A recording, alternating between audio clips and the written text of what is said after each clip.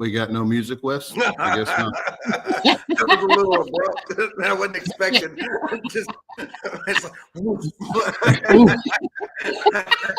I was feeling like it might be a fade or something. I think he's nervous because I'm here. Look at Wes. He's done muted himself. He's muted himself. He can't. It's not a competition, Wes. He's all nervous. Fred's over here. It's like, man, who's going to co-produce better? He's moving his Man, lips. I hit the mute button and he doesn't even know. We can't hear you, Wes. We All can't right, hear hold on. Here we go. Here we go. Fuck Fred. As soon as we go live, the whole shit show goes blank on my side. I'm like, I'm screaming at it, going, "You guys take over, take over!" Wow. So we're going to play the song anyway. So here we go.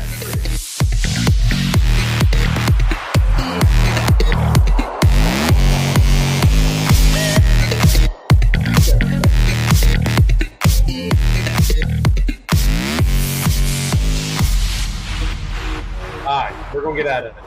So, out me tonight. Fred comes on. The whole show goes to shit. I'm out. Why are you nervous, bro? I'll say it's Man, he's got some kind of Russian techno going on there. I don't know what. I don't know. You know, He's reaching.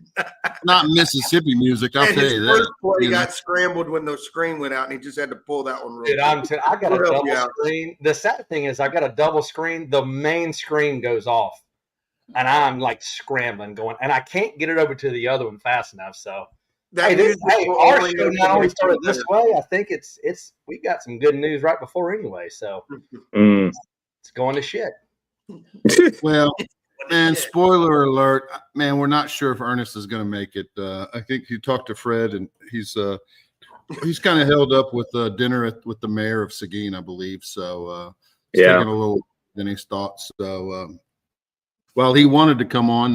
Man, I don't know if he's going to have time to pop in or not. But man, we'll still talk about it because it's a hell of an achievement, and it's a win. I think for a lot of us that have known him before he even started his restaurant and, cooked against him on the comp circuit and all the rest, to see what he's done over the last 4, 5, 6 years has been, crazy remarkable to watch his journey, and man, I've only seen pieces of it. I remember, I think it was 2019. I went to the banquet in Kingsville, the IBCA banquet, and man, I was just getting started, and I know you were there. No, Phil was there, but man, I was out in the lobby talking to Ernest. And, man, I was talking to him about porch trailers and this, that, and the other. I didn't have a porch trailer at that time, and man, he was telling me that, man, his goal is to open a restaurant, and at that time he didn't have a restaurant. He was obviously just a cook like the rest of us, and I think he was starting to do those pop-ups. But man, he said he'd been competing for, I guess, 10, 12 years. And man, his next step, he felt like, was he'd been building his brand all along to eventually, start a restaurant. So, man, it's been cool to watch that happen, and all of us have been there several different times over the years. He's catered our banquet every year. Last comment, Russell. Sorry. We need a clip. Really? Fucking mayor. I'll work on that, man. I'll work on that. Oh, shoot. We're taking votes from that guy or gal tonight. I'm just saying. He may not win the election. Sorry, Bill. You were on a roll. You were doing good. No, no. It's, man, Wes is fired. It's no big deal. You know what? I'm good with it too. This is my last show, everybody. Man, it won't take much to replace him. I'll tell you that. We're just switching over. I'll show where Fred where the buttons are. He still won't learn this yet. Oh, Now, man. You need to learn where that mute button is at so you can unmute yourself. Fred's bringing in the talent, but man, we're kind of a little bit talent short tonight. It's just us, So. Well, now that Ernest is not coming on, does Fred have to stay? Yeah. Seriously, we've had enough. Man, I'm the one holding this thing together right now because you're all over the place, buddy. He's the only one that did. He's the only one that did anything this weekend. We have a show night at this point tonight. Man, Fred's the only one that did anything this weekend. Man, all three of us struck out. I think you were at the Honey Bun or whatever, and I didn't see anything happen from the Honey Bun. Honey Bun not until this weekend, brother. I was at the Lazy River. The Honey Bun still hasn't happened?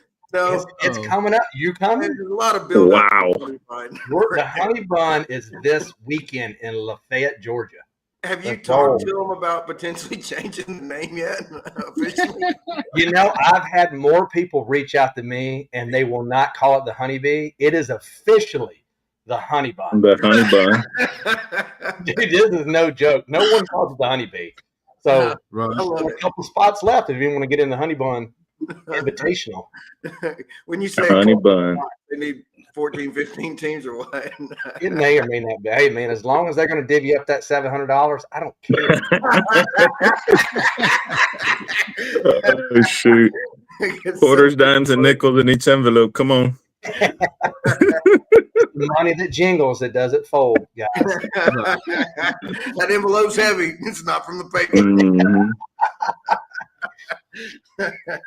You had a good weekend, Fred. Man, you got your little RGC, huh? So not bad. Yeah, little RGC here close to home, man. I really wanted to go to San Antonio to that Lot Stocks and Barrels, but man, we were doing a surprise birthday party for my mom on Saturday. So Harlingen was, man, it's 15 miles from my house, and I went and cooked, turned in brisket, and peeled out of there and made it in time for the party. So, man, had two good calls, fifth in ribs, I believe, and third brisket. Good enough for RGC, bro. So we'll take it. Yeah. It was a good day. Congrats, Fred. Yeah. Thank you, man. Happy birthday, Mom. Yeah, man. She was, it was funny because my sisters had planned this out. One of my nieces graduated from Texas A&M Kingsville, from college, and so all along my mom thought it was a party for my niece's college graduation. Like, she knew there was a party going on, but she didn't know it was for her. Like, we played it off that it was going to be for my niece, and man, she was really surprised. She started tearing up when she saw everybody there that were there for her, and a bunch of family from all over, man, came down from Dallas and all over the place, and man, it was a good time. We had a good time. That's good. Fuck Fred. I did not mean to hit that, dog. Pinky slipped. Once. It's the biggest button on the control board. You can't miss it. May be at the top. And look, so if anybody wants these, there may be some fuck Fred shirts floating around the world this year. $20 a pop. We'll get them rolling. Shoot.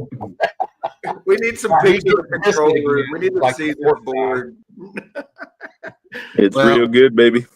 Man, talking about, like I said, obviously, man, Ernest is maybe a potentially no-go tonight. But you know, me and Phil, and before you joined in, Fred, backstage, we're just talking about how Texas barbecue has changed, and you know, where, man, and Phil was even saying that, man, he thinks Ernest is probably really driving a lot of that change where, man, people aren't just doing potato salad and beans anymore. You know, man, it's getting it to be an art form.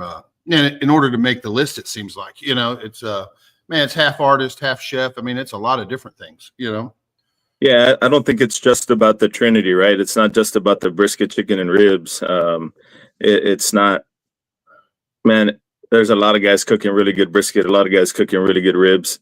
I think nowadays it's the full package, right? You got to have the great sides. You got to be putting stuff out there that's not your common just, man, brisket, right? You got to do innovative stuff. And man, what Ernest is doing there at the Burnt Bean with all these different dishes he's doing, that Tijuana chicken, man, I don't know if you guys have ever had that, but it's a half chicken. It's a grilled half chicken that they smother in a white sauce. It's like a crema, cilantro, lime. Man, it's delicious. And then he serves it with like a side of fideo and beans. Man, that stuff is legit. Like, that stuff that he's doing, those Korean beef ribs. I don't know if you guys have seen those. Man, those are great. I've seen the pictures of them. Yeah, the picture Yeah. they used for the announcement, I think. Yeah, those are in the picture, the Texas Monthly one.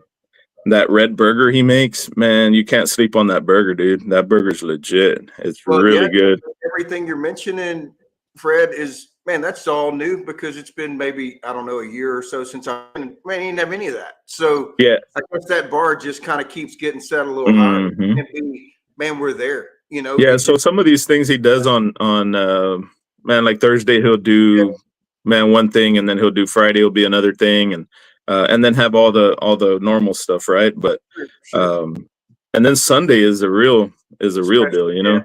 Sunday, that brunch on Sundays, man, that's next level stuff, bro. And so man, I've had the conversation with several guys, and you put great food, great sides, great desserts, man, a great atmosphere, and man, great service together, and that's a recipe for success, bro. And you know, I earlier when I texted him to come on the show or whatever, he's like, dude, I'm gonna be asleep, like, because he's man, he works his butt off, dude. Like, he's out there tending the pits at 3 a.m, lighting them fires and doing it right, you know.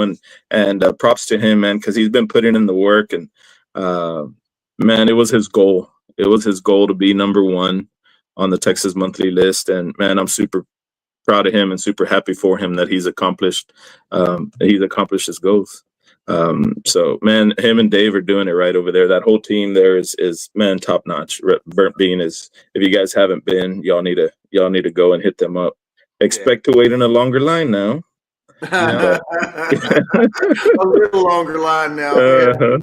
You got even longer. Man, it's pretty cool to see the different perspectives. Like Bill mentioned when he got in 19, and you know, that was kind of at the start of when Ernest was starting to get into the pop-ups in the restaurant, whatnot. And then, you know, I was kind of mid between you, Fred. You've probably, how long, man, y'all go back 15, 20 years, I guess. I'm not sure as far as, right?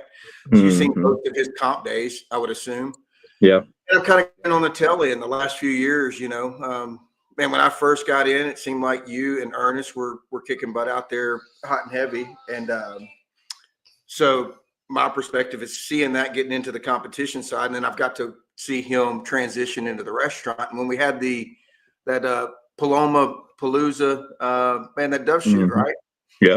I hadn't got to visit with Ernest in a while, and I talked to him, and I kind of said, man, it's pretty cool to see you doing so well in the restaurant. And man, you know, obviously I remember him doing really, really well out there on the circuit. And he said, man, that was my goal. I wanted to be, you know, elite level, top team in the competition, and then go do it in the restaurant too.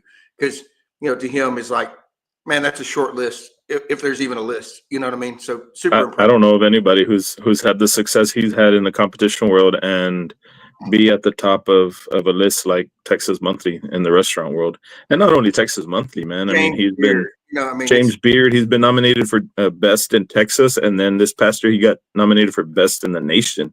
That's huge. And then he's also won on TV on the, you know, he won, you know, he's also, man, the guy's won, what was it, Chopped, Barbecue Pitmasters. I mean, the guy's won just about everything he's ever done, you know. Yeah, he's been on Pitmasters and Pit Wars and several of those Pitmasters type shows, and then he won Chopped Grill Masters. He won that. So man, and he's judged on Chopped. I don't know if you guys remember that one episode Carlo Casanova was on, and as from 2M, and I don't remember how to go. Carlos still tells the story of, he's probably gonna leave, you know. Carlos still tells the story of walking into the studio, and he didn't know who the judges were, and he walks in and he sees Ernest, and he's he's freaking tripping out, man, for seeing Ernest there. He's gonna be one of the judges, but yeah, man. So the list of accolades and accomplishments that guy has under his belt, man, are impressive. And I think this last one today is probably man, I'm not going to speak for him, but if I had to guess, this is probably one of his best highlights of his career for sure. Yeah. Yeah. Yeah. Yeah. Yeah, and he said the same to me when we were at. I think me and Phil were there, maybe having breakfast at Shiggin. When we had our championship, and he said, "Man, I'm all my focus is being number one. I want to make." And he goes, "After that, man, you'll probably see me out on the circuit doing some comps and having some fun. But right now, man," he goes, "I do kind of have an itch to get back out there, but man, I want to get number one first." So Yeah. Yeah, no, I've been, I've been very fortunate to cook against him. When we were both, when he was doing a lot more competition barbecue, and I've been very blessed to cook with him as well in competition barbecue. Taking a bunch of road trips with the guy, and man, to Virginia, to Arkansas, to the Royal, to man, we've done a lot together, and man, the guy has a drive, right? Like he wants to win. He wants to be the best. He wants to be innovative and different. And you can tell just in his style and what the things he does, right? Like he doesn't want to be a duplicator. He wants to be an innovator. And you can see that all come out through his food and what they're putting out there at the Burnt Bean, man. So it's really cool to watch from where he's, I remember him cooking on an HEB. I think he still has it at the restaurant. It was an HEB barrel that was cut in half. They used to sell them at HEB for like $50. That's what he used to cook on in competition barbecue. And I think he still has it at the restaurant, if I'm not mistaken. It's in the back of the pit room. But that's what he used to cook on. And man, he was always wearing those chefy pants with little flying pigs on them and a big old hat. He would wear this big old hat out in competition barbecue. And seeing him go from that to, man, what he's done now is truly remarkable and amazing, man. But again, that's just speaks to him as a person and his drive and his willingness to put in the work to do it. Man, I think for all those that are tuning in late, man, Ernest may not be able to make it. He's at dinner with the mayor of Shiggin, and it's taken longer than anticipated. So he's sent Fred a message. So we figured we would just talk about him and, for the first bit of the show. But, man, tell the story, Fred, about when you are cooking together and call me chef. Don't call me Ernest. No big deal. Yeah. So for those of you guys who don't know, Ernest is a chef. Like he's a chef. He's literally a chef. He's, gone to culinary school and done all that stuff. And we were cooking at World Food Finals in Arkansas. And man, we're in this beautiful kitchen, which I'm out of my element in a big old, man, there's stainless steel everywhere. And I'm like, what am I going to do here? And so we're in there and I don't know what we're doing, man. And then he looks at me and Roddy. Roddy was helping us out there also. And he looks at us with this serious face and he's like, okay, guys, in here, you guys call me chef. But with the like, man, he was being serious. And I'm like, start laughing. I started laughing. I was like, yeah, whatever, chef. But man, he was, that's in the restaurant that everybody calls him chef. Like, hey, chef, yes, chef, and it's a sign of like respect, right? It's a more of a rite of passage, right? That you've earned your stripes to become a chef. So he wanted us to call us chef. We didn't call him chef. But I think yes, in the restaurant world, all the fine dining, man, you refer to the chef as the chef, not. Oh yeah, absolutely, 100%. That's like I said, it's a thing of respect and right. Man, but we try to keep them humble. Yeah. Mm-hmm. Oh, it's good. Yeah, man, it's fun to watch. It's man, it's very inspirational. I know that Ernest, man, he inspired me through competition. I'm sure he's inspiring plenty of people who have the desire to, open a barbecue restaurant, or if they have one, man, climb the ladder a little further.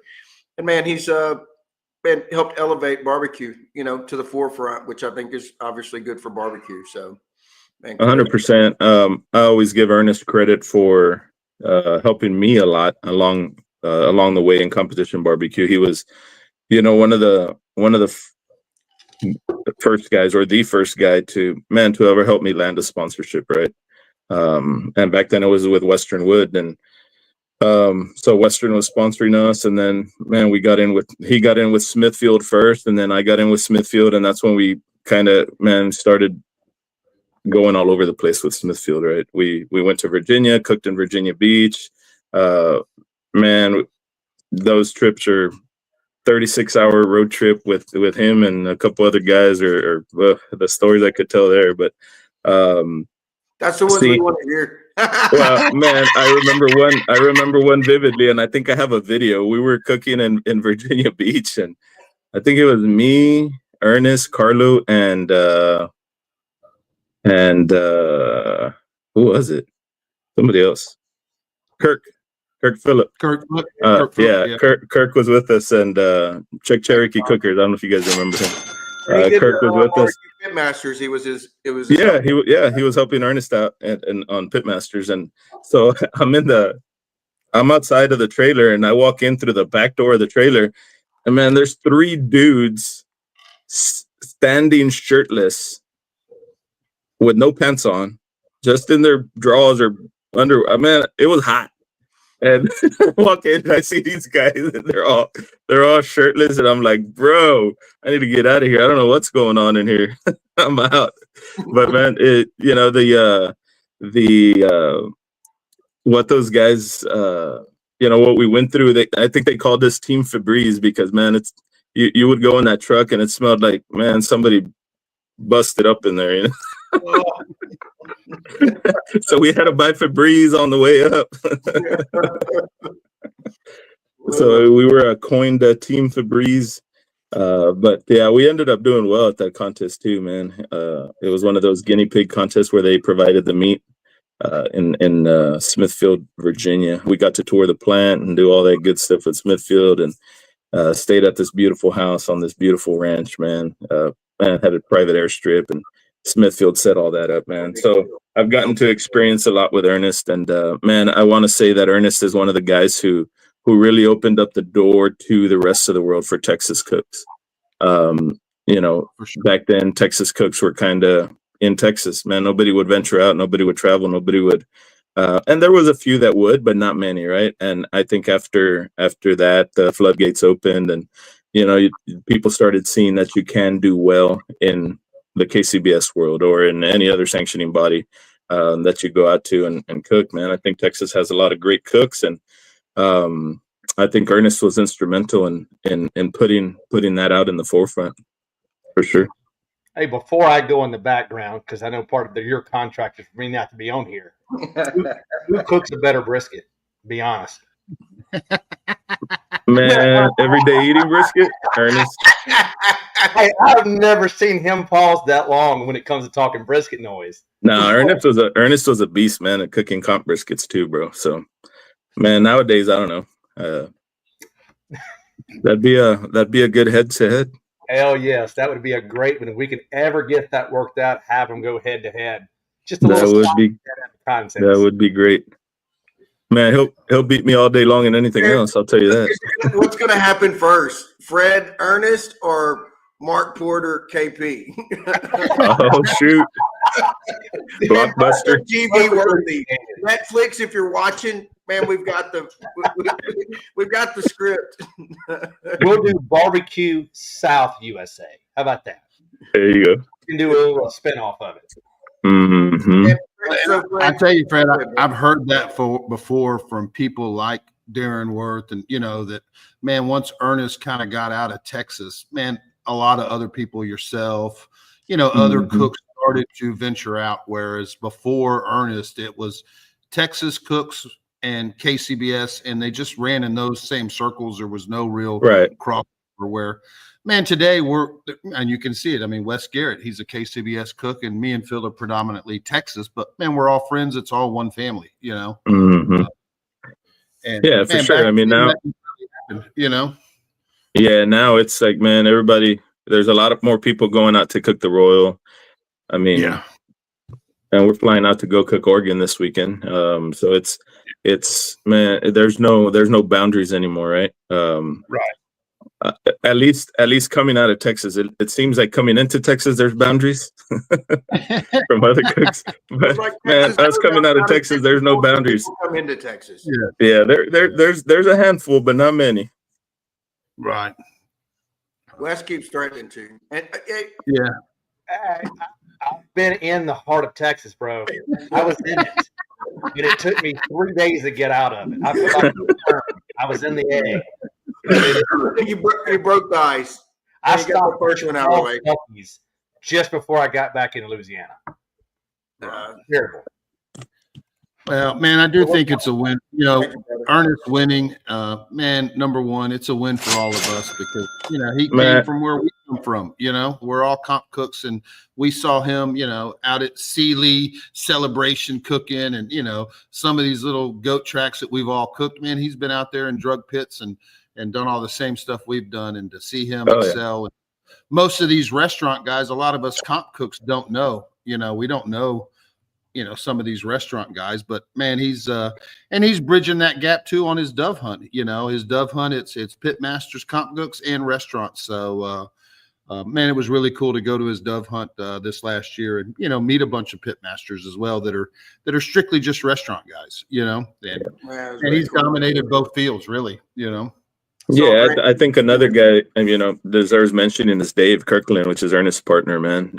Dave is man, I've known Dave for a long time as well. And Dave is the Mr. Fix-It-All. Like, that dude, man, I bet he put every screw and nail in that restaurant. Like, he did most of that work. That pit room he built, he keeps that pit room sparkling clean, man. He does a lot of the heavy lifting around there. And, you know, Dave is one of those guys that, man, he's the nicest dude on earth too, man. And very soft-spoken, very quiet, easygoing.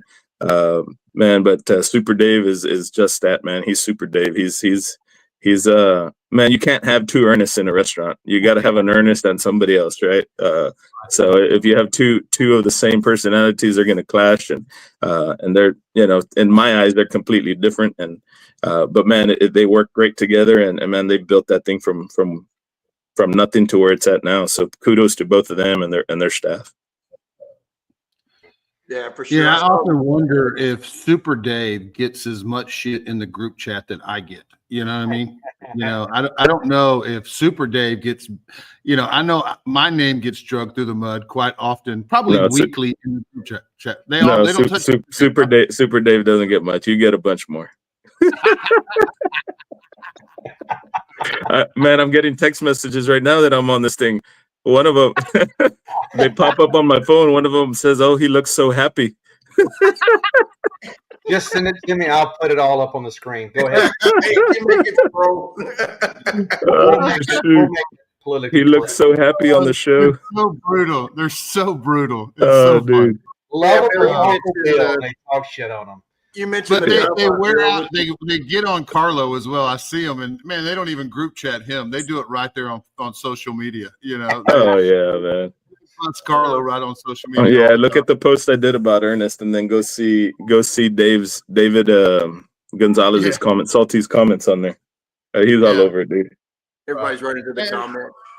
Oh yeah, Oki's like, he's done congratulated him 17 times. Oh yeah, it's just ruthless. Those guys are guys. For those of you guys who don't know what we're talking about, is I'm on a group thread with Ernest and a bunch of other close friends of mine, and man, Bill's name comes up a lot. I'm not in the group thread, but I'm talked about a lot in the group thread. Yeah, and mainly they give Fred shit for hanging out with me. You know. Yeah, they give me a hard time for hanging out with Bill. Yeah, I think there's a little jealousy there. Just a hair. And it's funny too because, man, like David came up to me at San Antonio Road. He goes, "Everything you hear about the group chat is true. I've said it all." You hear anything? Man, I don't like you, and I'm just telling you to your face, I don't like you. You know, it was so funny. Hey, before you guys switch over to bringing Brian on, man, can you even mention? Did you do something at Memphis in May? Did you show up and cook something? Oh man, it was a group effort, but yeah, we did pretty good. Did pretty good. Little first place beef category in Memphis in May. It had LC products, chicken fried products, Pinkerton's products, and my products in there. So man, it was a good day for all of us. Sweet. Yeah, and it was a good day for Pinkerton's in Memphis in May. And absolutely, and man. Shout out to Grant, third time making the top 50. And shout out to everybody that was in the top 50. Man, I don't know a lot of them, right? And I think it's pretty cool that Ernest is kind of bridging that gap, Bill, like you mentioned with the dove hunting, because man, it's cool to see it, see it from a different viewpoint, right? We've all got a background of barbecue, and it's man, nice to see those guys rewarded for such hard work. So I can probably tell you that the restaurant business is a lot harder than competition barbecue, man. We go out and do it one day, man. We cook one brisket, a couple racks of ribs, and some chicken. Man, these guys are putting out, man, 20, 30. I don't know how many briskets Ernest is cooking nowadays, but I'm sure he's going to have to cook more now. But man, they're putting out a lot of barbecue, and it has to all be good. We just have to focus on one brisket, right? And these guys are, man, putting out excellent barbecue every single day that they're open, and man, pleasing the crowds, and people are paying for that, So man, if somebody's paying for it, they're going to be critical. We give it to judges, we give it to the neighbors, and man, they all love it because it's free. But man, start charging some people, and they're going to be critical of you. So bar goes up. Oh yeah, for sure. That bar goes way up. There's Pinkerton. There's Grant. Congrats, Grant. Yeah. I spoke to Grant earlier today, and Grant's, man, he's built a machine as well, with 2 locations, and he wasn't even in the restaurant or whenever they showed up to evaluate him, and he was just talking how it's a testament to him and his wife have built, that they're not there, and man, to still make the list and not even be there and have the guys just go through the line. Man, shout out to Grant Pinkerton for sure. 100%, man, 100%. Man, I think that's awesome. Yeah, so. three in a row, right? 3 lists in a row, which are every 4 years, I think. Yeah. So yeah, that's an impressive track record, man. And man, I'm excited to see what he's got up his sleeves, and we know a little bit about it, but man, it's gonna be awesome. Yeah, we need to get Grant on the show. Phil was talking about it earlier. We need to get him on, and man, I don't want to say what he's got up his sleeve, but I think all 3 of us know. We'll let him disclose what he wants to disclose. But man, he's got some exciting things at work. So absolutely, man, looking forward to seeing what he does on the barbecue scene. And man, he's another one that's just, man, he's knee deep in it. He eats, sleeps and breathes it. 100%. And you see him at that hog in Memphis. He's all over that hog, man. He is mad at that hog, which, man, I love watching it. I love watching how mad he is at it. And he's going to get it. He will get it. Oh yeah, man. I didn't realize that Grant, before Memphis, I didn't realize he had that salt and pepper rub. Okay. Yeah. Man, that stuff is good, bro. I like it. Right. It went on that brisket. It went on that brisket. Just the right size pepper and salt, and I don't know what else is in there, but man, that's some good stuff. And man, I think he's got it for sale. It's bottled, so he's got it for sale. And that new sweet sauce he came out with is pretty good too, man. So there it is. That's the one. Salt and pepper, baby. That's it, man. Right, that stuff is pretty good. I think that's what they use at the restaurant, if I'm not mistaken, or something pretty close to that.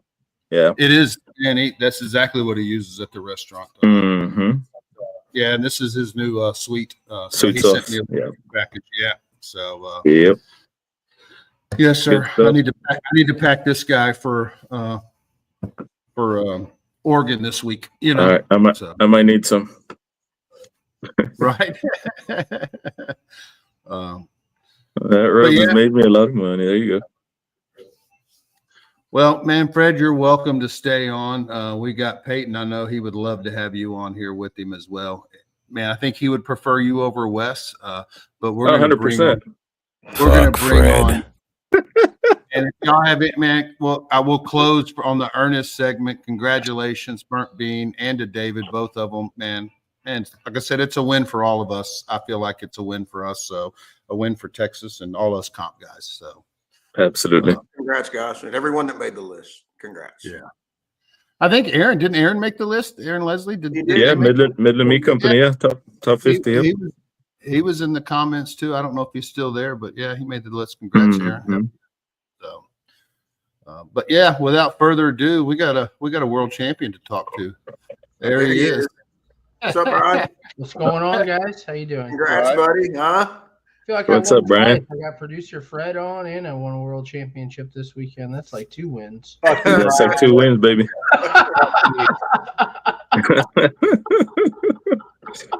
Man, I see you got the West thing going on with the Fred over West. He actually requested Fred over West. that was in the contract, right? guys. True story. Ernest didn't come on because Wes was going to be on. I'm just going to put it out there tonight. Sorry. On the next episode of Producer Wars. Shut the fuck up. He's still got the buttons. Yeah. Hey, how's it feel, Brian? Huh? You still a little cloud nine in it or what? Yeah, I don't know. Today was back to work and back to the normal grind, so it was cool. But I don't know, man. It was a crazy weekend. I know. What else to say? Yeah, shit. So just looking at the scores after it happened, I noticed the top 3 were tied, right? It was close. So, yeah. So did y'all have the exact same score, the top 3? Yeah. We had the highest drop score, is what it came down to. Take us through the calls. What were the calls, and did y'all see it coming and felt like that was the 3 teams? I don't know if you ever see it coming, right? We had a 3rd place rib call and a 4th place pork call. No chicken, no brisket call. And there were 3 or 4 3-call teams. Smoking Ghost had 3 really good calls, and then he 180'd brisket, and I'm like, well, he just won this thing. Chunky had 3 calls. Damn Fine Beef and Swine had 3, and we were sitting right next to, I don't know if you guys know Ryan Kane and his wife. Yeah.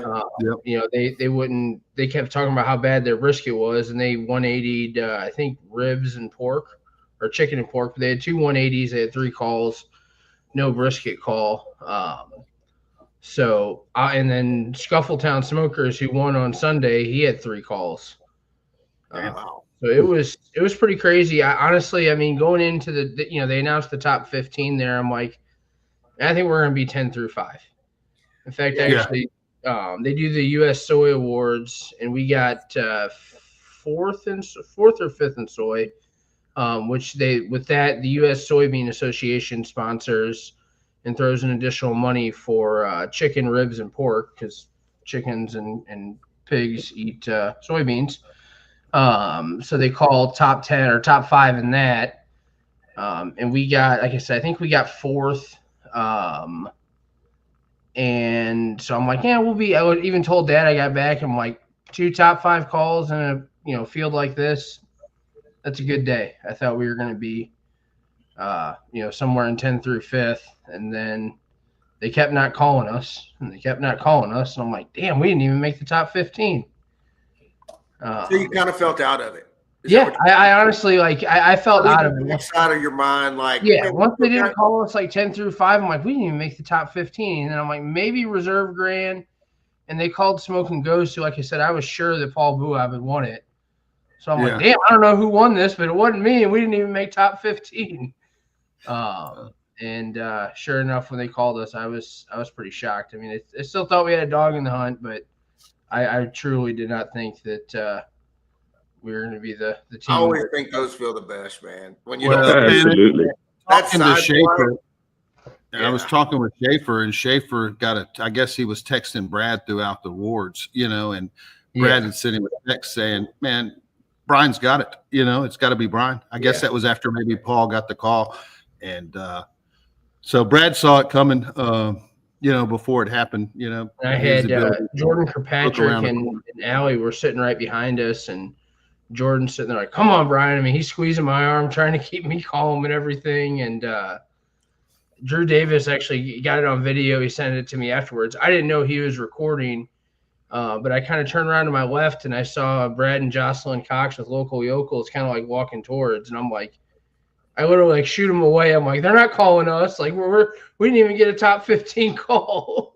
And then about 30 seconds later in the video, they said, Eric Cantrell, who does an awesome job at the awards, said, meet me in St. Louis. And man, I got that video. So, man, we're going to play that video real quick for everyone to see. I got it here. Anybody know who won besides me? They ain't gonna call me.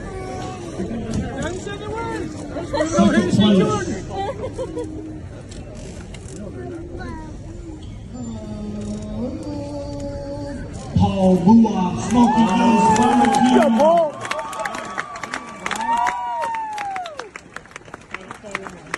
Third grand champion with a 705.680.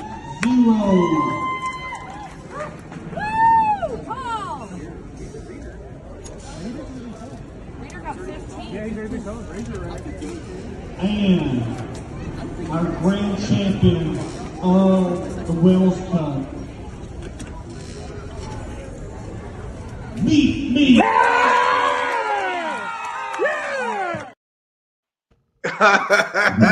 That's awesome.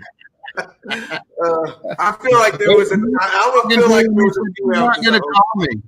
You're right. They're not going to call me. Like I said, I was sure. I mean, there were so many 3-call teams. Right.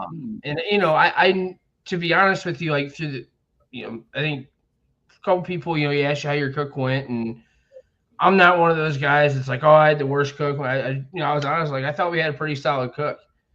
I really thought chicken and brisket were our 2 best meats, and we didn't get a chicken call. And I was like, oh man, maybe it's not our day. And then we get the rib and pork. I'm like, all right, we had a good day, and sure enough, it looks like chicken and brisket were good enough. Mm-hmm. It's close to, like you said, you look at the top, the three teams tied with the exact same score. So Right. Yeah, it doesn't get much tighter than that. that's how. Yeah, you look like you were a nervous wreck though there. I was a little bit nervous. It looked like you were trying to fend off all the jinxers. Don't jinx me. Yeah. Get off me. Get off me. I mean, you guys know how it is, right? Like Oh, every yeah. time, when somebody thinks somebody's going to win or in it, you start getting surrounded. You feel like the walls are closing in. You're like, let's just wait till they call the last team and then we'll celebrate. Man, to an extent. So I didn't get to finish watching. I was watching the live awards, and man, I think it was maybe when they started brisket or somewhere in there that our awards started. So I didn't get to finish watching those moments. And by the time ours, it was like 3-hour awards. By the time it got done, I just went and looked up the results. So I do love watching the awards. It's fun to watch. It was fun watching that clip and seeing the emotions go down. But man, I can only assume, did most of the 3-call teams, they had already gone? Because Yeah, they had already been they had already got called. Then you kind of go down to I don't know, man. You just had two good ones, so. you never think it's you, right? At a competition like that. If it was a 40-teamer in a parking lot somewhere, maybe, but I don't know. You never think that you're going to be the one to win that competition, or at least I don't. I think Phil said it earlier. I think those ones that are unexpected are the ones that feel the best, man. I'd rather be in those shoes than have, 3 great calls and then bomb that 4th meet. Yeah. Man, be expecting it like, man, this is me, and then nothing. Yeah. So, And those Austin unexpected ones. Austin Rodeo did feel pretty cool. Just so you know.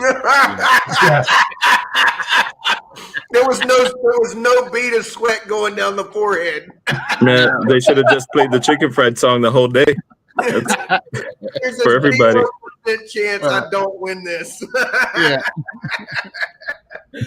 But it is nerve wracking. I remember one year at the Royal, I had 2 calls, and I don't know Not if you always remember about that. you, bro. Like, fuck, is it you, Bill? I'm like, no, bro, it ain't me. Man, my chicken was horrible. My chicken was horrible. And it wasn't me. I had, 2 calls on the open, 180 pork and like a 20th brisket or something. And it was kind of like that at the Royal last year. We had 2 calls, and I knew our port. Two calls at the Royal a couple of times, haven't you, Brian? I Yeah, mean, it seems like every year I go, I got a couple of calls every year. It seems like. But last year specifically, and I was sitting there. That was when they had all the rain. And we had gone back to the trailer, because our spot's right by kind of back behind the stage, and waited out the rain for a bit and watched the ancillaries and kids queue and stuff like that, and then went back up there and we get two calls, and everybody around me is getting nervous. I wasn't nervous because I knew our brisket and pork weren't great that day, and sure enough, they weren't. We didn't get called. But did this you time finish third? What's your best finish at the Royal? Was it third or fourth? Yeah, we finished third in 2021 in the Open. And did you get a square trophy for that? Yeah. That's fucking awesome. That's awesome. Yeah. Hell yeah.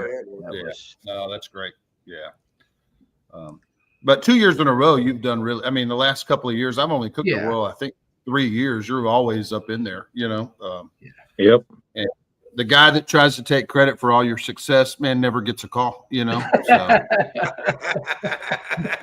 No big deal. That's not true. Brad Leininger gets plenty of calls. No big deal. Well, man, Brad takes credit for Chris's success, and man, I think Chris said, if you won't, I'll take credit for it. So that's what he told me. He goes, Chris is too nice to take credit for your success, and I take credit for his. So yours is mine too.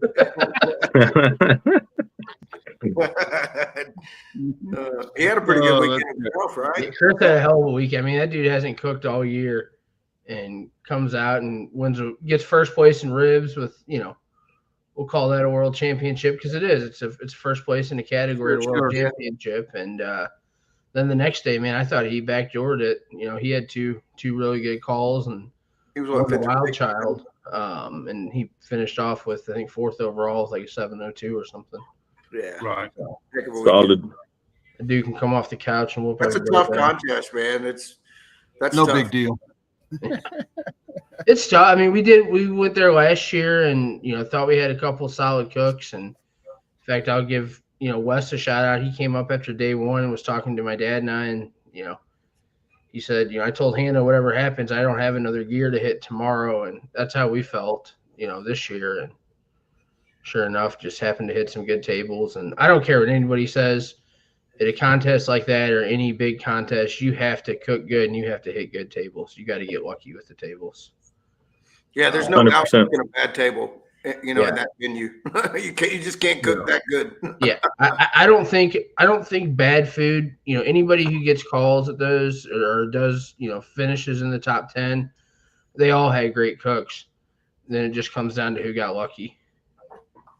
Yeah, sure. I agree. Stack for sure. And y'all had what y'all have a little over 100 on day one? Yeah, we was like 106 on day one, and then day two, there was 70 something, I think. Yeah, so invitational day two, right? Yeah. Yeah, congrats to Albie for taking that one down, huh? Absolutely. And then he had 3 calls on day one. Are we all lucky he don't cook more? Yeah, we're all very lucky. And then I even, it was funny. He messaged me Sunday morning. He goes, I'll tell you what Chris told me after I won the Jag. You'll be driving down the road one day and think to yourself, I'm a world champion. And as soon as he won 2, I said, you're going to be driving down the road one day soon and say, I'm a 2-time world champion. Yeah, very cool, man. Very cool. But Albie's one of my good buddies. And, we're both lucky to be sponsored by Heavy Smoke. And it was a good day for Chris's sponsor teams and himself. Heck yeah. Yeah. Awesome. And I heard, I was in Vegas and JP Bourbon and Blues. After awards, he had actually, he's, man, did you see who won? I'm like, no. And man, Brian won. I said, oh wow, man, awesome. And I couldn't have been more pleased. I love seeing good guys win, and man, I feel like you're one of the good guys. And man, I was super pumped to hear that you would, you pulled off that win. So, and I knew Chris would have been, just as excited. I know you and Chris are the best of friends, and I was super excited to hear to hear that you had went in there and punched them all in the mouth. I think it's Brian, what he's saying is there's a lot of shit dudes in barbecue. He's glad to see a good one win it. We just worded it wrong. Especially out of Mississippi. You know, there's some really shit fuckers in Mississippi. I'll pay you that money back. Stop bothering me. Yeah. Hey, where were you at, Wes? I mean, I think the contest was right down the street from you, huh? Oh yeah, man. I don't. If it's not 20 or less, I'm not jumping in that damn point. He was game planning for the honeybee. He was honey bun. Honeybee. He heard Heath Ryle say you got to order 60 ribs to win ribs. Oh yeah, he told me I'm cooking at least 65. And there's only 4 tables. That's it. So man, did he text you that recipe or what? I may have my hands on it. I may have it. I never got that discount code for your barbecue academy. I'm waiting on that too, by the way. Man, it probably got caught up in the interweb somewhere. I jumped on I'm going to tell Phil and Bill that all 3 of us got a call at day 2 at the World. Did y'all know that? I was watching. I heard Cantrell call us out, and in fact, he did it at the very beginning. He starts calling all these names, and I'm like, "Huh, it's weird. I don't, man. What did we win? Man, we're still won the raffle." Vanessa and Wes, and man, they called out a bunch. Chris Davis. He did. I got a little. He called like IBQ and first Rich Parker, and then he said Wes Garrett, Phil Breeden, Bill Pearl. I'm like, he's calling all the teams that didn't show up. I had tuned in right when I heard that, and I was like, that's a badass move. He finished it off after that list and said, "You've all been officially called out. You've been called out. We're not coming, and we want you here next year." So maybe so. Maybe so. It looks like a good time. I got to give it to Eric Cantrell. He's one of the best guys in barbecue, and I think he does the hell of a job, you know, announcing awards for sure, moving and calling teams. And yeah, no, it's hard to beat. Hard to beat Little Gringo for sure. So. Yeah, he had to have you scared, Brian, the way he would stop. Meat. And Meat Rushmore was about two rows in front of us, so we just kept looking at each other. He was doing it on purpose because I was even going, "Oh shit," and he would stop and pause. And I was like, "Man, that would drive me absolutely insane." No, because you knew you both were in it there for a while. Yeah. So that's joke too. That's a feeling you never have, huh, Wes? No. We there's some Kansas City. One good time. You see what happened? Son of a bitch. Well, you had Royal. You had a couple of good calls, didn't you? One year, you 2 or 3 called it, huh? Well, the funny thing is about him talking about people coming up. We had a 2 call at the Royal. God, maybe it was our last one there. And when Jason Cole had 3 calls, well, he pulls a 5th, and I look around and I've got about 10 people filming me. I'm like, just please, God, stop. Yeah. And all I can tell you is I would love that Rio Valley brisket recipe that year. it did bump us down in the teens. So it's there in the cloud somewhere. You just got to go reach for it. Wes, you sold me the Rio Valley brisket recipe. You told me I got. Oh shoot! Hey, yeah, that's his old one. We'll talk. That's the Timu version. That's the Timu version of the recipe. You know? He runs that meat church stuff in there. That's the different one. Sorry, that's a different Blanco. Damn it! That's the different Blanco. Man. Shots have been fired. I didn't know we were going to go there. Now, Wes always gets the announcer going, and he knows it's him because they don't know how to say it. That's how it has been Pigginiggly. It has been Piccadilly. It's literally, we won it in Jonesboro, and the guy goes, "I mean this. If you'll change your name, I'll give you a free entry next year." It is pretty bad. So we got a lot of civil wars going on for Arkansas. You've been called the Piccadilly Express or what? It's Piccadilly from now on, Wes. It is Piccadilly. They'll say Piglet. That's all they'll say is Piglet. They just call me Piglet. I like Piccadilly. Piglet. I've been called Piccadilly for a while. There's old Piccadilly. I like Piccadilly. I like Piccadilly. The Mississippi Piccadilly. That's good stuff. Schaefer's still in here. Yeah. Can't believe it. You love He's it, man. staying up late on this one. Yeah. Oh yeah, he is. He's wanting to take credit for it. He's pissed off y'all didn't invite him in here so he could talk about how that was him cooking it, really. Send him away. Send him away. And Schaefer's old news. You know what I mean? It's been a while since he's won a world championship. Oh shoot! That's all You're gonna light a fire under that boy.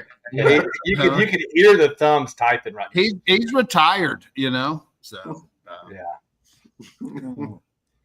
Let's not poke that bear. He'll come out and hang a 7. Yeah. If it wasn't so late, we might bring him in, but Yeah. screw that. We're not doing it. what's it look like for you, Peyton? Are you still gonna steady on with your 10 or 15 a year? Yeah. Yeah. I mean, we I don't know, this month's gonna be pretty busy. We got 3 SLBS contests in the next 4 weeks that are pretty close to home, and one next And how many week. years have you won Team of the Year there? Just one. Just one. Okay. We, Once one. Okay. yeah. Was that last year? Was that last year? Yeah, that was last year. Yeah, because when were you on? What was that? 3 or 4 months ago? I don't. Yeah, December-ish, something like that. Was the KCBS World always on the schedule? Yeah. Oh, yeah. I mean, we'll if we as long as we qualify. I mean, any of the majors, whether it's the Royal and stuff like that, and we'll still do, probably 10, 12 KCBS comps this year. We've done a couple already out in Kansas City. Somebody said they saw our trailer at Smoke on the Shores this year. I don't think we were actually there, but apparently our trailer was there. They didn't really care for what we had to offer that week, but Now, have you heard? Is KCBS close to like getting a reciprocating deal for the Jack for this or no? Because I've heard different things about the Jack KCBS Invitational or the Wells Cup or whatnot. Have you heard anything like that? For Saturday, it was an open comp, so it just counts as a Tennessee Jack draw. Okay. So, yeah, Eric's coming in. He did telegraph all of Schaefer's calls. Right. I couldn't get any better, and then he started singing "Say My Name" by Beyonce. That was a real treat hearing Eric Cantrell start singing. Yeah. I heard he good. I knew it was going to be. That was a telltale because when Chris comes to Texas and does the CBA, that's his song. Yeah. Fucking Cantrell don't miss a beat. He don't miss a No, beat. he don't. He's on it, baby. Well, that's He's cool on it. too, having him do awards is he knows every team out there. Oh So, yeah. Some people He knows don't the teams that are there and the teams that aren't there. Yeah, he knows who doesn't show up too. We're gonna have him do our CBA awards in Shiggin next year. Right. Heck Nice. yeah. He does a heck of a job, and it was cool. Man, But and he yeah, knows the Texas teams as well. He's up on them all. So he's good shit for sure. so yeah, we got- Golf on Thursday at the Royal again, or what, Brian? I hope so. As long as it's not like snowing, it's gonna be a week later. I know. That's the best part about the Royal, man. That's a fun day. Heck yeah, it is. See how high Blaine Hunter can get his bar tab, and Dudes are that. He's going to come to the Honey Bun and ask Honey him if bun. he's Wait, 11. get it right. Yeah. Honey bun. There's a spot Fingers right just next to getting me. traction. don't worry. Chris ain't gonna go to Honey Bun. Oh, I in know he's Georgia. not. He He's doesn't just cook in talking Georgia. Oh no, man! Chris, he likes to prove a good point. That's does. liable to show up. We can all joke, but Chris is very competitive. He's liable to sneak in there, and he's over there with 3 drums like a bomb. We love it, man. If Chris shows up, where are you going, Wes? You can come north. There's an SLBS comp in Illinois. Not many jack draws. Just come on. There's a non-sanctioned church cook. You got a backup already. I see you. We'll roll right into that bad boy. He's looking for the church league. He's going We'll church pull those league. donations and tithings right out of that church. Your trailer's already at Honey Bun. Can you just let Chris use your trailer? Oh no! No one. How many bungs is that for you, Ryan? It's only 2. We've got we won a comp earlier this year, but wasn't 25, and we got one from last fall. So only 2. I don't know. We seem to get most of our GCs in the state of Missouri, and a jack draw out of Missouri and a cup of coffee are about worth the same thing. So. Well, Tennessee will have 4 or 5, you think, or Yeah, we got a decent chance in Tennessee. I know Bill Hine at Triple H has one from Yeah. Smoke on the Shores, and I forget who won Sevierville.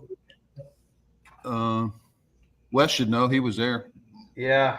Well, it was they don't cook all that much. I'm trying to think of the name. Oh shit. I'll pull it up, but JJ's Tire Shop or no? it could have been. But we did reserve it. But I mean, it's you reserved it. You don't remember who won it?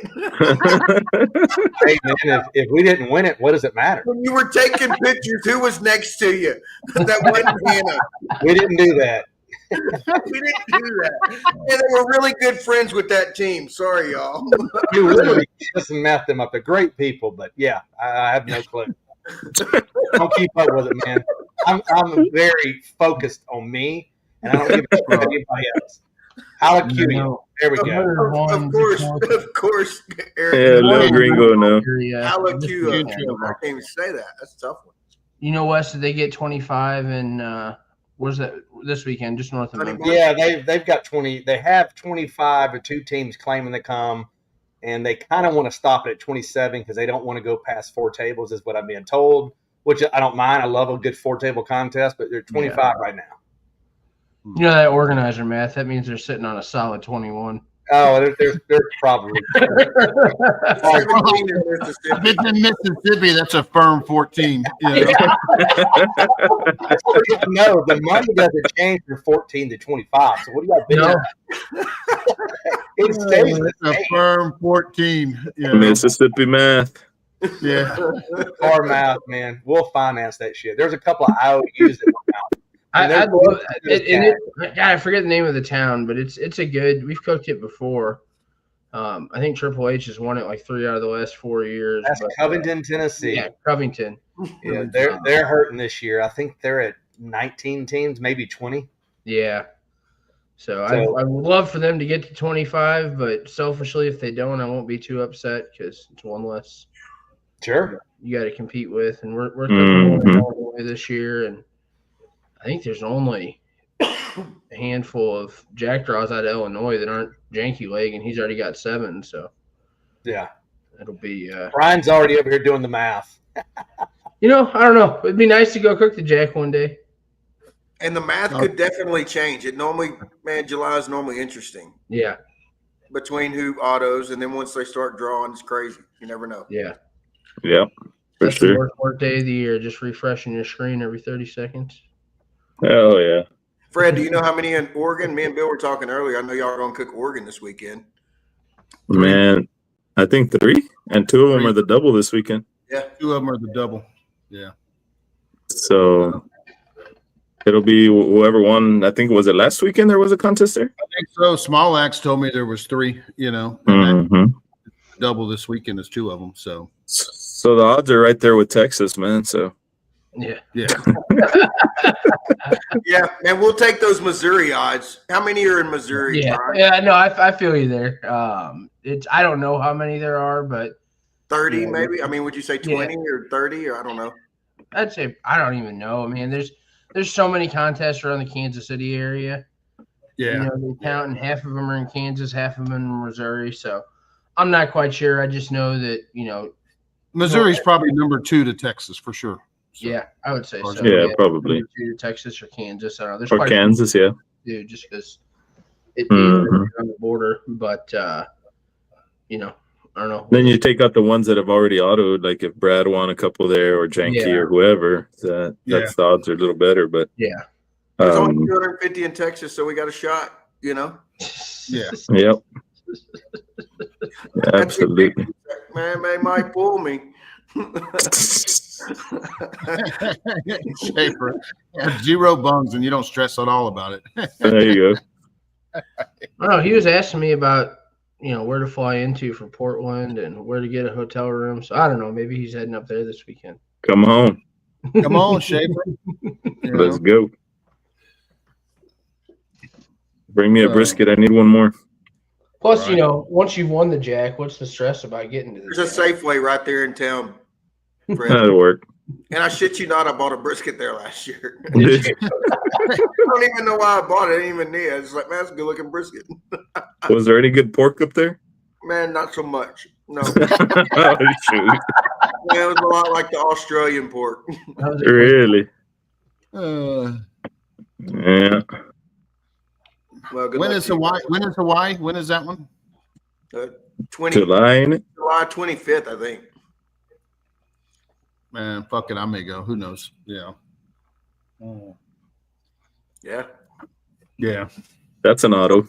Vegas was an auto, right? Bill, the one you did this past weekend? Oh, man, just only 12 It bums. was. Yeah, that's And would y'all have 27 teams, 30 teams, or what? Yeah, I think it was maybe 28 or 29. I'm not. Well, we definitely made the 25, but I think it was just short of 30. You know. Yeah. Man, pretty fair odds, I guess, for an auto. You know, and I guess having the KCBS Invitational probably, man, pulled a few teams that might have gone done that too. I guess. Man, I think so for sure. But you know, as you guys know, man, barbecue is man, with all the information out there, you know, man, Tuffy's Barbecue pulled off the win. I think it was their first GC, but you know, I think they've been cooking good, and man, they gave Brad a big shout out for their win. So they've obviously had some influence from getting basted. So, man, there's so much information out there that, especially you know, with the barbecue league and all the rest of it, that man, you really got to be on your A game, and you got to get lucky with the right tables. So Yeah. it's a numbers game. Yeah. You know? Honestly, it's crazy to see like what Brad Leininger does or what you guys do down in Texas, right? Winning multiple times a year. I don't know that it's ever been harder to pull off a win right now with the amount of information out there, whether it's, you know, Barbecue League, Barbecue Champs Academy, all the in-person classes and stuff like that. Yeah, and I'm assuming it's only going to get harder. You know, I don't know if it ever felt like at any point in the 10 years I've been cooking, it's been easy to win. It's always felt like it just keeps getting harder. And man, I can only assume that trend's going to keep continuing to where, man, it's just harder and harder to win, and you got to grind harder than the next person to an extent. Yeah, and man, some of these new teams, man, they're hungry and they're studying it, man. They're they're young. I mean, look at David Cano, man, what he's doing. He's man, he's a young guy, and man, you can't tell me that kid's not freaking studying it left, right, and center, and he's into it. You know, for him to be as consistent as he's been, man, he's got the luck, but he's also cooking great as well. And man, that didn't come from just you know, man, just watching a video. Man, he's definitely into it, and I think a lot of these people are. Man, they're studying it left, right, and center, and they can watch and rewatch and watch and rewatch. And man, props to all of them. You know, I think it's great. So man, it just drives barbecue. So and you guys know you can take the classes, you can watch the videos, but you got to put in the reps and the work. And the more you cook, you know, the better you get, right? Yeah, and you kind of have to be mad at it too a little bit. You know, like I get lazy. You know, I'm like, fuck it, I'm just going to run the same sauce. You know what I mean? I'll do a lot of fuck it to where, fuck it, I'm just going to make one injection for ribs and pork, you know, and man, I'll just run this same sauce, and it may not be the same sauce I had last week. It's just what I have on me, or, you know, right. I get a little bit lazy, man. I didn't used to be that way. I used to be more, you know, a little bit more focused, but whether it's arrogance or whatever, like, man, I can probably, man, I'll just use this. I can probably still walk, you know? And then sometimes you learn that half the crap you do don't really matter. Yeah, no, for sure. And you do still walk, you know. Well, it's definitely 90% mental, and being prepared and execution is the other 80%.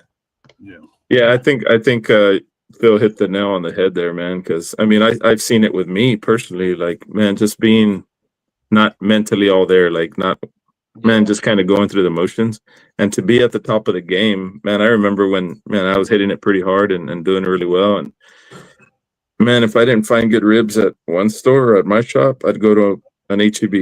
And if they were okay, I don't want okay. I want great.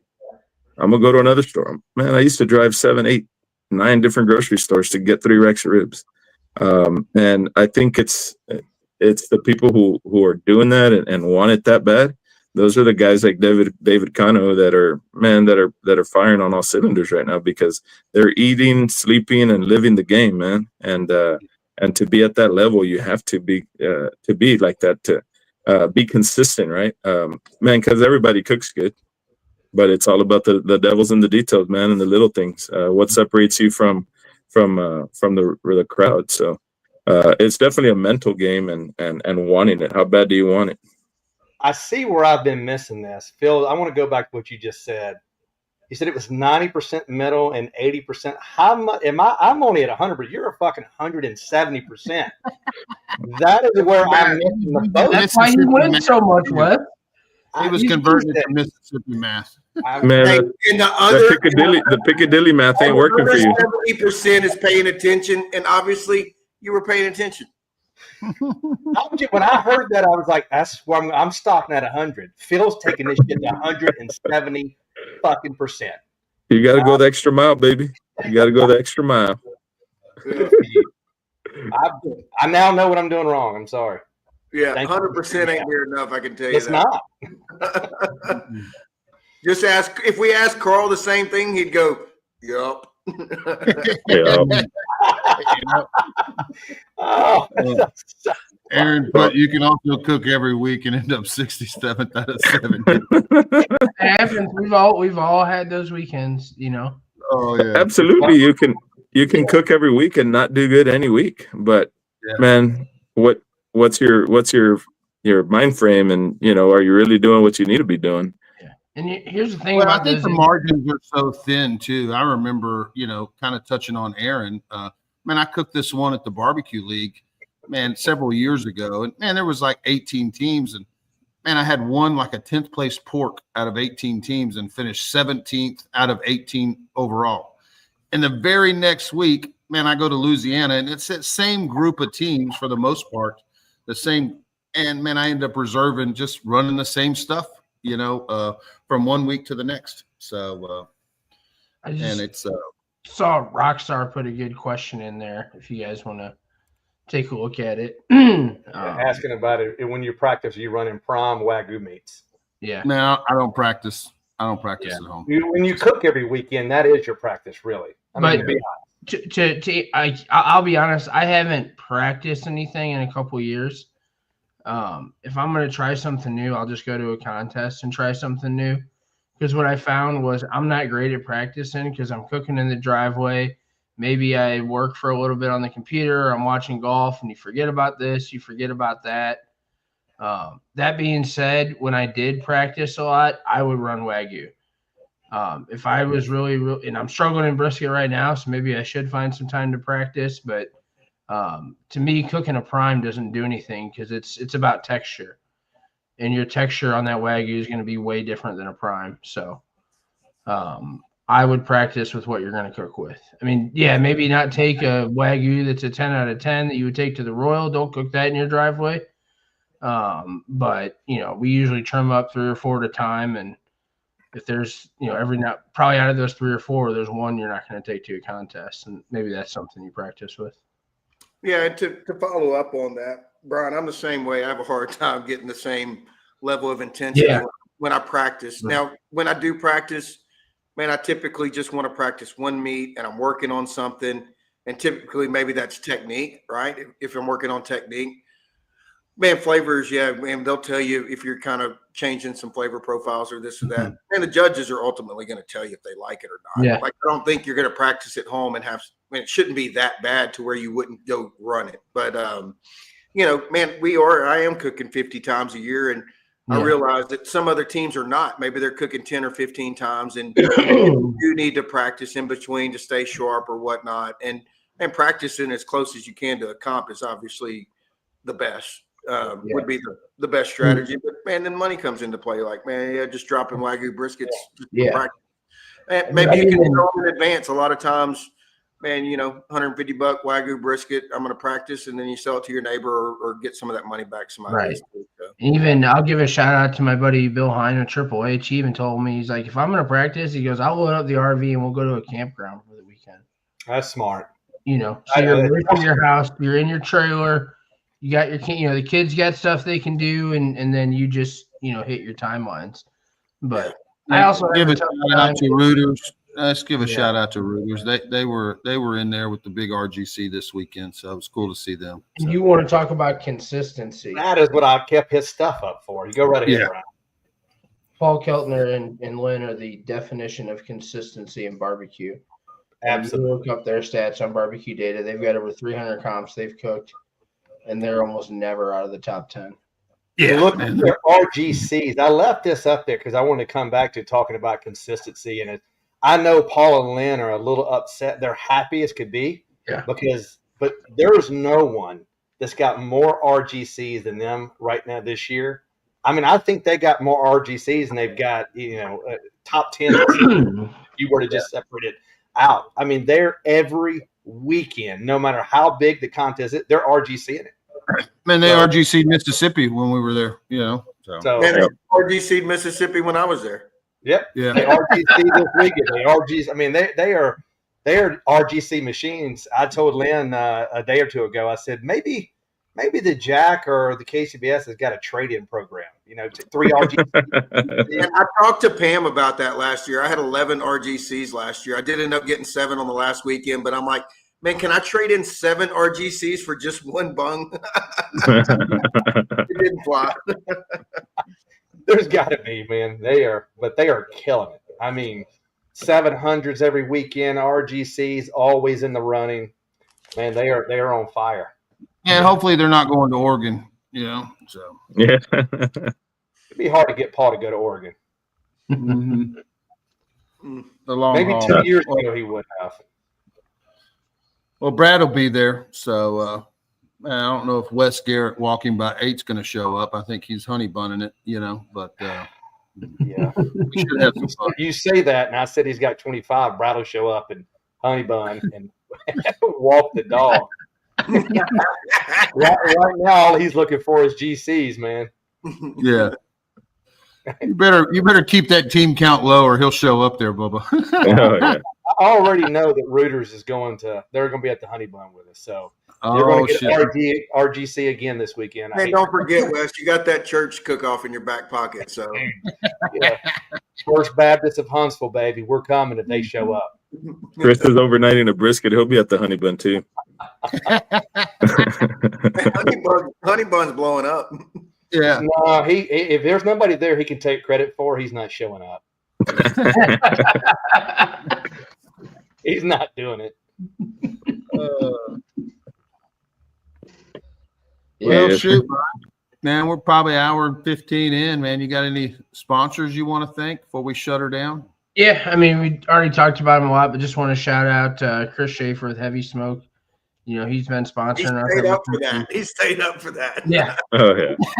He's been sponsoring us and doing more than just giving us rub, but giving me all kinds of advice and talking me from driving the truck and trailer off a bridge on the way home from a contest. We finished 35th out of 37, or that.